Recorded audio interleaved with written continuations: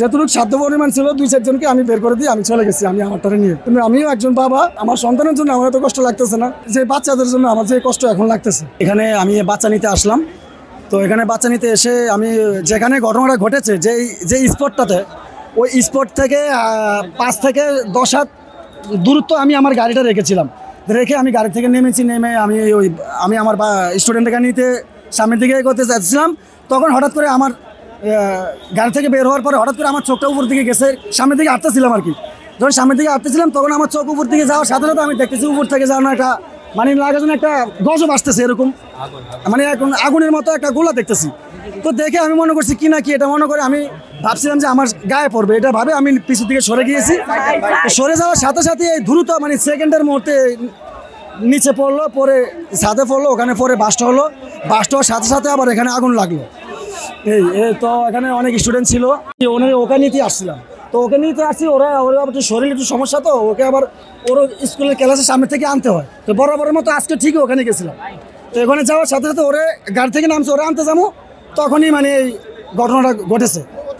হ্যাঁ, তখনই ঘটনা ঘটেছে এবং কি আমার চোখে আমি দেখেছি উপর থেকে যে তখন পড়তেছে। হ্যাঁ, আমি যাকে নিতে আসছি এবং যার জন্য আসছি, আমার স্টুডেন্ট এবং আমার বাচ্চা, ও ভালো আছে, ওকে আমি ভালোভাবে সুস্থভাবে পেয়েছি।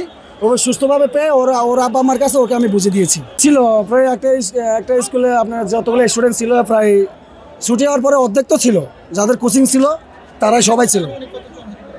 অনুমানিক আমি ভিতরে তো দেখি না, কিন্তু আমি আইডিয়া দিয়ে বলতে পারবো যদি 500 ছাত্রছাত্রী থাকে, অর্ধেক বের হয়েছে আর অর্ধেক ছিল। এই সিনারি এবং কি এই জিনিসগুলো আমার মাথা থেকে কখনো যাবে না। আমি এই জিনিসগুলো আমি বলতে পারবো না, আমি বহুত দেখেছি, কিন্তু এই আতঙ্কটা এরকমভাবে ঘটেছে, এই ঘটনাটা যে না বলার মতোই। আমি মরে যাওয়ার আগ পর্যন্ত আমি আমার মাথা থেকে এই দৃশ্য আমি দূর করতে পারবো না। আপনার সন্তান তো ওইখানেই হতে পারতো। জি, আমার বাচ্চারাও স্কুলে আছে এবং কি আমার বাচ্চারা আল্লাহর রহমত আছে। ওরে আমি আগে বলেছি যে তুমি ওখানে থাকো, আমি তোমাকে আইসা নিয়ে যাচ্ছি। তো আমি যখন ওরে ফোন দিছি, আমি ফোন কেটে দেওয়ার 3 মিনিটের মাথায় এই ঘটনা হয়েছে। 14 থেকে 15 মিনিট এর ভিতরে এই ঘটনাটা হয়েছে। মানে আমার নিজের চোখে দেখা, আমি তো আমার চোখকে অবিশ্বাস করতে পারবো না। এমনকি আমি নিজেও একটা বাবা, আমি আমার সন্তানের জন্য আমার এত কষ্ট লাগতেছে না। আমি যে বাচ্চাগুলো দেখছি ছটফট করছে, ভাই আমি মানুষ হিসাবে আমি যদি পারতাম, আমি সব বাচ্চাকে একসাথে যদি ওখানে বের করতে পারতাম, যদি আল্লাহ আমাকে ওই ক্ষমতা দিত। আমি পারলাম না একটা সন্তানকে আমি উপকার করতে, কেউকে বাঁচাতে। যতটুকু সাধ্য পরিমাণ ছিল 2-4 জনকে আমি বের করে দিয়ে আমি চলে গেছি আমি আমারটারে নিয়ে।